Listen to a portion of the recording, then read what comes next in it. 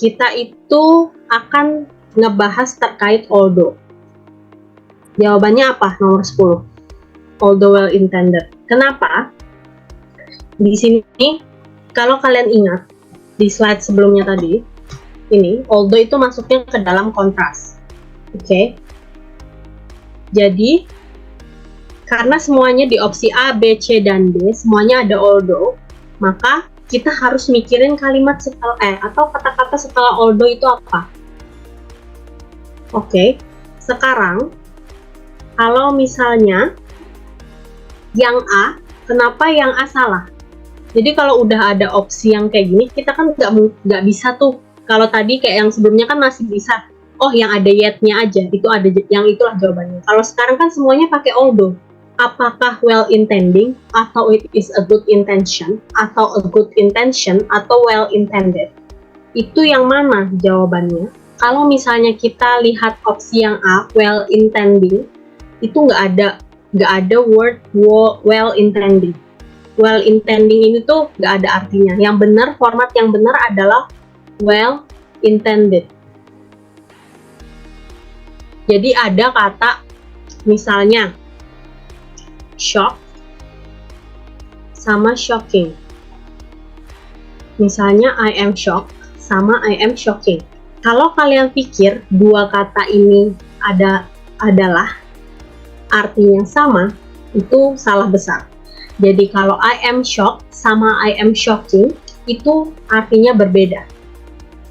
Kalau misalnya I am shocked, itu artinya aku kaget.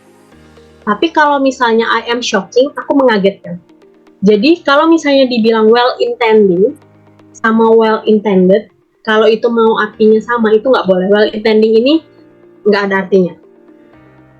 Atau bukan itu maksudnya. Kalau kalian cari-cari lagi, yang benar itu well intended. Jadi bermaksud atau berniatan baik gitu. Jadi well intended itu artinya apa? Dia itu niatnya ingin berbuat baik, tapi hasilnya itu malah sebaliknya gitu. Nah, terus kalau misalnya although it is a good intention, sebenarnya ini possible. Kenapa aku bilang possible? Good intention itu ya masih masuk akal. Karena good intention itu kan mau atau dia tuh berintensi untuk melakukan hal baik gitu. Nah, sedangkan di sini ada it sama is. Di sini ada subjek lagi, ada verb lagi, dan itu nggak bisa di situ. Sedangkan formatnya kan tidak demikian. Nah, kalau misalnya although a good intention, itu juga kurang tepat. Jadi kalau tadi kalian ingat, good intention itu adalah kemauan untuk melakukan hal baik. Tapi kalau well intended itu adalah kita sudah melakukan sesuatu dengan intensi yang baik gitu. Jadi kalau yang ini sudah dilakukan, kalau yang ini masih niat. Kalau good intention itu masih angan-angan, tapi kalau well intended itu kita udah melakukan walaupun hasilnya itu kebalikannya. Nah, kenapa pakai although? Karena although itu kan menunjukkan kontras. Kalau tadi kalian ingat, kontras itu ya apa yang dilakukan menghasilkan yang sebaliknya. Makanya jawaban yang paling tepat adalah yang D. Kalau misalnya kalian bingung, coba lihat opsinya. Seperti ini, ada opsi A sama opsi B. Ada well intending sama well intended. Pasti salah satunya ada yang benar.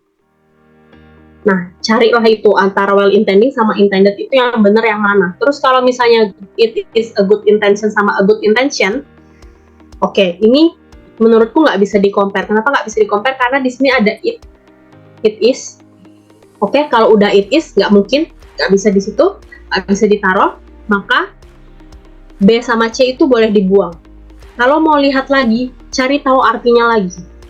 Pahami lagi artinya, antara good intention sama well intended itu, yang mana yang sudah berlaku. Kenapa? Karena ini, early approaches for coping with workplace stress dealt with the problem only after its symptoms had appeared. Jadi kita lihat lagi, kejadiannya ini seperti apa. Jadi dia kan maksudnya mau menyelesaikan masalah antara stres karena pekerjaan itu dengan melakukan sesuatu yang baik seperti itu loh. Tapi ternyata hasilnya juga tetap juga nggak bagus gitu, karena juga tetap dia bisa sih menyelesaikan, tapi simptomnya itu udah kelihatan duluan gitu, baru masalahnya bisa terselesaikan. Padahal kan kita seharusnya mencegah gitu loh, sebaiknya kan mencegah, kamu obat gitu. Lanjut ya guys.